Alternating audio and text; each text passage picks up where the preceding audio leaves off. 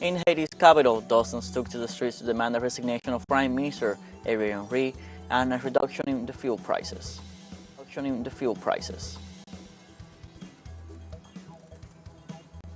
In Colombia, the death toll after an avalanche in the municipality of Quetame rose to 21. Several more are still missing.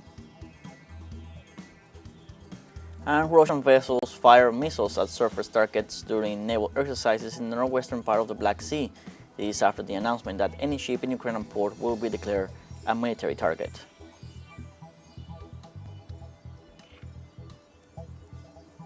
Hello, welcome to From the South. I'm Luis Alberto Matos from the TeleSUR studios in Havana, Cuba. We begin with the news. In Haiti's capital city, demonstrators took to the streets to demand the resignation of Prime Minister Ariel Henry and a reduction in fuel prices. Protesters burned tires and threw stones at the police, who responded with tear gas. Demonstrators called for the Henry government to lower the price of fuels, including gasoline, diesel, and kerosene. They also blamed the Prime Minister for the increase in violence in the country that saw 75 people killed and another 40 kidnapped from May 1st to mid-July.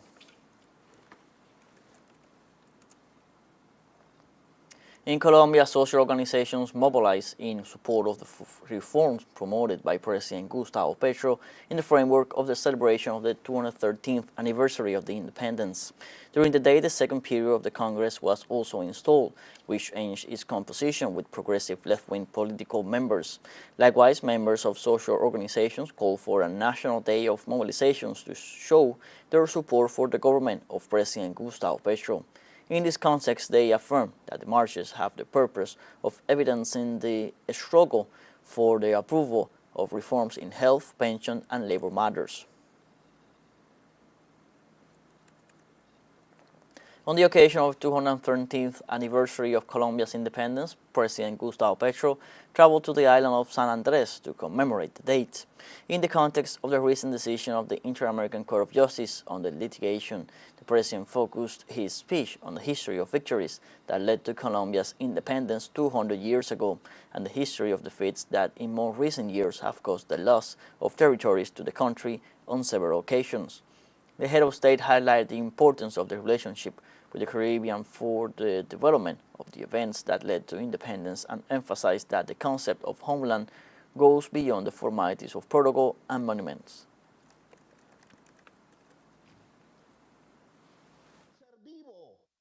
The homeland is a living being, not a statue of marble, or copper, or bronze. The homeland is not inert, it is a flow of history, and it is built from the decisions of its societies, mistaken or not. History is the way in which a nation is built. The President of Venezuela, Nicolás Maduro Moros, delivered homes through the Great Housing Mission Venezuela, accounting for a total of 4,600,000 homes delivered to the working people. The head of the state delivered at least 300 houses in the national territory divided into the states of Yaracuy, Bolívar, and in the parish of Alto Barinas and the parish of El Valle in the city of Caracas. In turn, the President emphasized that the work of the Great Housing Mission Venezuela is aimed at assisting families in vulnerable situations in the nation. Finally, in the midst of the celebration, the head of state detailed that neither sanctions nor interference from other countries will prevent work for the well-being of Venezuelans from being guaranteed.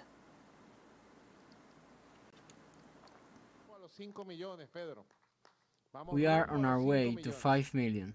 We are on our way to 5 million, and I always say, 5 million? Are we going to stop at 5 million? This blockade is very strong. Are we going to stop? The sanctions and aggressions are daily. Are we going to stop? I tell you, Pedro, no one will stop us here. No one surrenders here. Here we are going forward and forward. And the Great Housing Mission Venezuela will reach 5 million and we will advance at 5 million or more. Be sure of that. In Peru, police repression left at least 11 people injured during a day of demonstrations in the framework of the third takeover of Lima. Mobilizations continue after the call for the third takeover of Lima that gathered different communities from the north and south of the country to protest against Dina Boluarte and Congress of the Republic.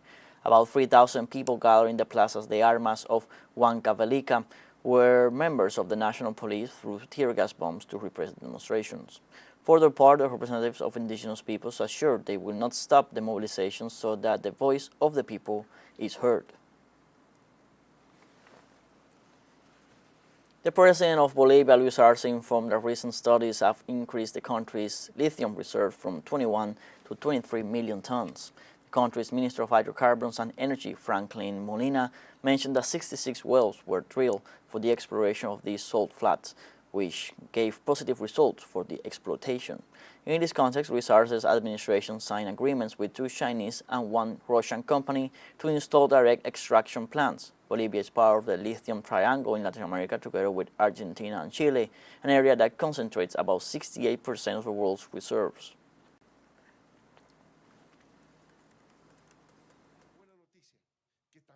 The good news, which is also news that will surely have international impact because it will consolidate the country as the third world reserve of lithium on the planet. And is that today we have not 21 but 23 million tons of lithium in Bolivian territory. In Argentina, the Metallurgical Workers Union began a 48-hour national strike in the second stage of the plan of struggle proposed in the framework of the union review of the sector's agreements. The strike was confirmed after the failure of the 6th hearing between the Ministry of Labor and the companies representing the metallurgic sector.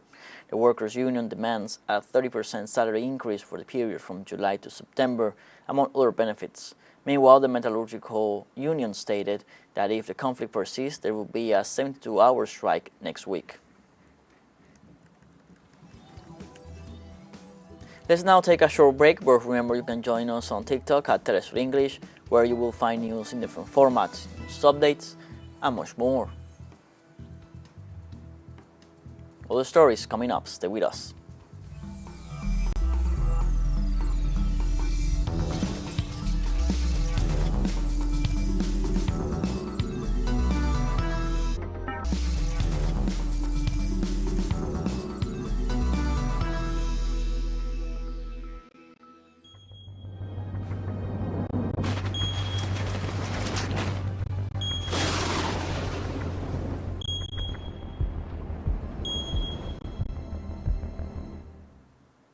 Welcome back from the south.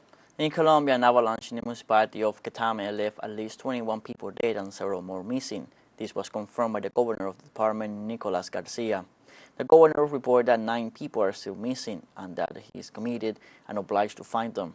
Garcia explained that work continues with machinery to remove the large amount of earth slid by the avalanche and declared a state of public calamity in order to have the resources to attend to the families affected by the disaster.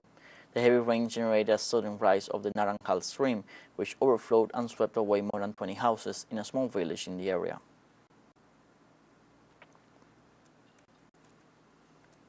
In western India, the death toll due to a landslide in the village of Irsalwadi rose to 16. The National Disaster Response Force reported that so far 21 people have been successfully rescued. The fatalities include 6 women and 4 children. Maharashtra Deputy Chief Minister Devendra Fadnavis noted that heavy rains have forced the evacuation of nearly 11,500 residents of 4 districts over the past 3 days. The event took place in a small village of about 225 residents in Raigad district, part of the western state of Maharashtra, when heavy rains triggered a landslide at midnight on Wednesday, burying about 15 homes. Chinese authorities launched emergency measures after heavy rains flooded stretches of roads in parts of the east and northwest of the country on Thursday. Firefighters came to the rescue after some vehicles stalled on the most affected roads. On Thursday morning, heavy downpours poured more than 100 millimeters of rainfall on the city of Wuxi in China's eastern Jiangsu province, causing flooding on some stretches of urban roads. Meanwhile, the city of Beijing in Gansu, northwest China, was also hit by heavy rains and even hail that caused flooding in urban areas. With 3 days to go until the general elections in Spain, the authorities extended until Friday the deadline to cast votes by mail in view of the high participation of citizens in this modality. The closing of the postal votes had been proposed for Thursday, but due to the high demand of postal votes, it was extended until Friday to facilitate the suffrage of the citizens to the maximum. The leader of the ultra-right People's Party, Alberto Núñez Feijóo, let the mailmen know that they must do their best to safeguard the votes of the Spanish people. Likewise, Prime Minister Pedro Sánchez denounced this strategy that tries to create disaffection so that people do not go to vote and distrust the electoral process. In France, President Emmanuel Macron reshuffled his government on Thursday as he seeks to give a new boost amid mass protests and riots in recent weeks. One of the strategies of the French head of state with this reshuffle is to seek political recomposition and to turn it around ecology and to address his immigration reform. The official announcement is awaited, but the changes that stand out according to local media are the departure of the ministers appointed in 2022 coming from the civil society and the change of the Secretary of State. With this reorganization, 1 year after his re-election, Macron wants to reinforce the political image of his government.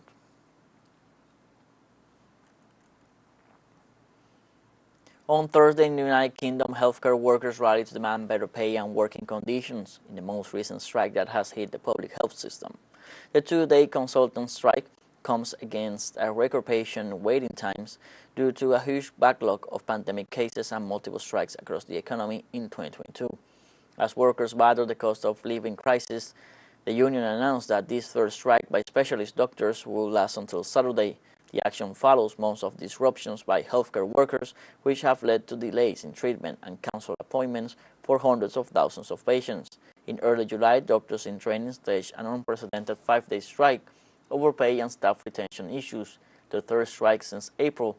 Nursing and ambulance staff have also been on strike, although they have accepted a 5% wage increase in May.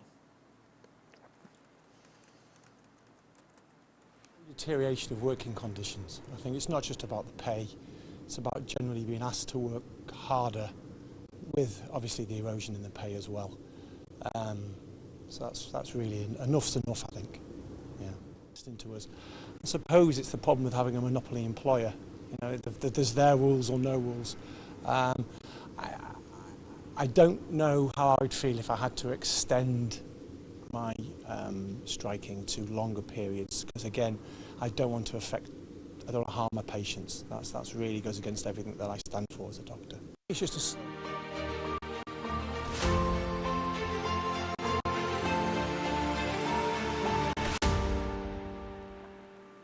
On Friday, Russia's defense minister said Russian military vessels fired missiles at surface targets during naval exercises in the northwestern part of the Black Sea.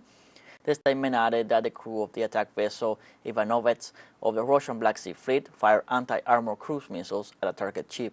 The Russian ministry also said during the joint exercises, the ships and fleet aviation worked on isolating the area temporarily close to navigation and also carried out a number of measures to intercept a possible enemy vessel. The exercises come after the Kremlin announced that from July 20th, ships sailing in the Black Sea bound for Ukrainian ports will be considered possible carriers of military cargo.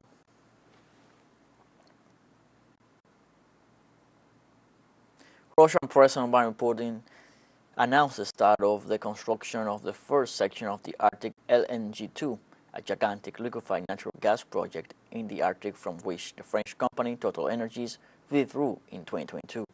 Putin pointed out that the implementation of such projects will make it possible to double Russia's capacities within 5 or 6 years after the completion of the construction of a specialized port for the export of liquefied gas.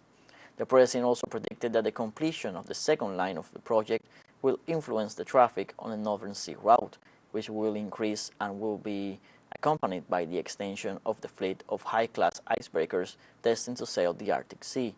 Arctic LNG-2 envisages the construction of 3 liquefied natural gas production lines with an annual capacity of 6.6 million tons each, so that the total capacity of the project will be almost 20 million tons of liquefied natural gas per year.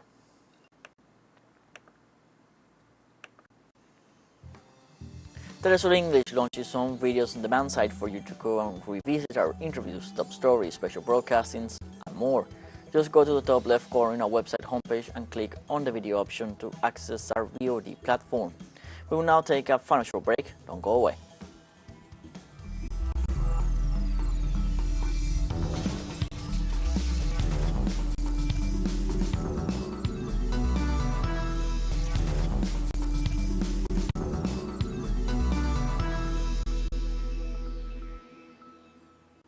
Welcome back from the South. On Thursday, Chinese President Xi Jinping met with former U.S. Secretary of State Henry Kissinger at the Diaoyutai State Guest House in Beijing. President Xi said that 52 years ago, when China and the United States were at a crucial turning point, the two countries initiated the process of normalization of China-U.S. relations, which brought benefits to both countries.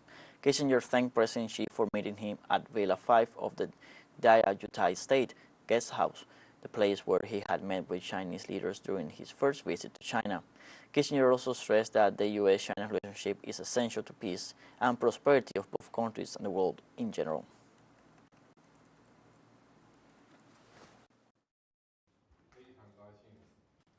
It is delightful to see Mr. Kissinger. It has been 3 years since we last met. You have just celebrated your 100th birthday, and I wish you good health and longevity. The Chinese people never forget old friends, and the name Kissinger will always be associated with China-U.S. relations. The Chinese people will always remember. I hold you in high regard. The relations between our two countries would be central to the peace in the world and to the progress of our society. 3 months into the civil conflict in Sudan, fighting continues unabated and on Thursday caused a temporary interruption of power supply and telecommunications services in the capital Khartoum. Fighting between the armed forces of Sudan, which answer to the military government, and the rebel group known as the Rapid Support Forces continues in Khartoum, North Khartoum, Omdurman, and North Kordofan. The new armed clashes between the two warring sides comes a day after 14 people were killed in a drone attack by the paramilitary group on civilian communities in the capital south, according to a military spokesman. For its part, the UN Office for the Coordination of Humanitarian Affairs estimated in a report that the fighting in this territory has claimed the lives of more than 1,100 people since April to date, with more than 12,000 wounded.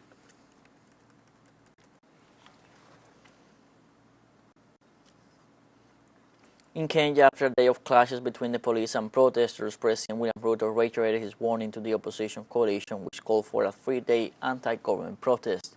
Ruto spoke on Thursday in Isolo, eastern Kenya, where he accused the opposition of sabotaging the economy with recurring protests. Police fired tear gas and live rounds in Kibera, Nairobi's biggest slum, as protesters threw back projectiles. Shops and schools reopened in Kenya, and the capital's business district, largely shuttered on Wednesday, also resumed activity Thursday morning. Kenya Private Sector Alliance said it estimated that each day of protests cost the economy an average of $21.8 million. Every part of Kenya have said we cannot sabotage our economy using violence and destruction of business and destruction of property. Kenya is the only place we have to call home, and we must protect it by all means. We must protect our democracy. We must protect the peace in our country, because it is a collective responsibility of all of us as citizens. Following the same line of Iraq, the Iranian government recalled the Swedish ambassador in Tehran after a new desecration of the Quran in Stockholm. For the second time in the last few weeks, the Swedish government authorized a new irreverence to the holy Muslim book, the Quran. Following the event, Iraqis stormed the Swedish embassy in Baghdad early on Thursday morning in protest against the desecration of the holy book in the European country. For its part, the Iranian Foreign Ministry strongly condemned the repetition of these actions and held the Swedish government responsible for the consequences of inciting the feelings of the Muslim world. For its part, the government of Iraq announced that it will break diplomatic relations with Sweden in the event of a new burning of the Holy Book of Islam. The Office of Prime Minister Mohamed Shia al-Sudani denounced that under the pretext of freedom of expression, authorizations are granted for demonstrations that offend Muslims all over the world.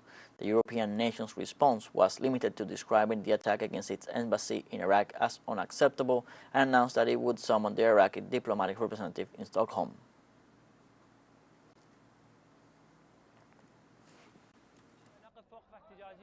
Today we are protesting the burning of the Quran